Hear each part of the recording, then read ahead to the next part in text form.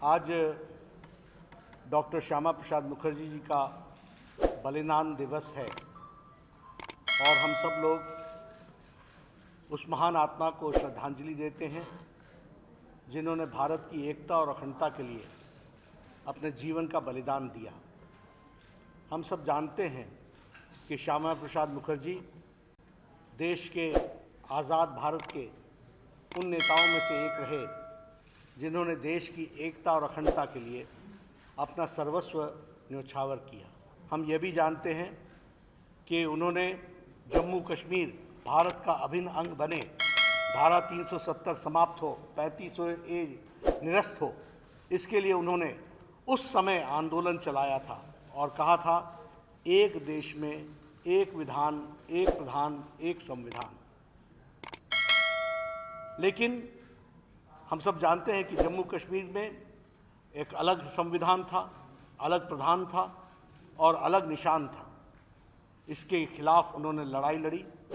हम सबको याद है कि उन्होंने उस समय परमिट राज होता था जम्मू कश्मीर में जाने के लिए।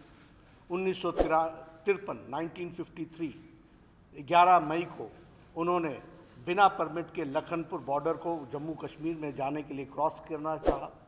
उन्हें गिरफ्तार किया गया और हम यह भी जानते हैं कि उनकी मृत्यु की सूचना आई 23 जून 1953 और उस समय जब 1953 में सूचना आई तो यह पता चला कि बहुत ही रहस्यमय ढंग से उन्होंने अंतिम सांसें ली हैं।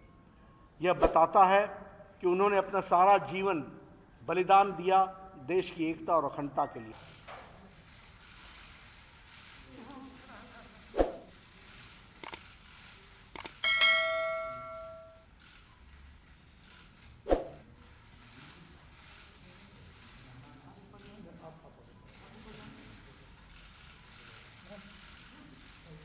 आज डॉक्टर श्यामा प्रसाद मुखर्जी जी का बलिदान दिवस है और हम सब लोग उस महान आत्मा को श्रद्धांजलि देते हैं जिन्होंने भारत की एकता और अखंडता के लिए अपने जीवन का बलिदान दिया। हम सब जानते हैं कि श्यामा प्रसाद मुखर्जी देश के आज़ाद भारत के उन नेताओं में से एक रहे जिन्होंने देश की एकता और अखंडता के लिए अपना सर्वस्व न्योछावर किया।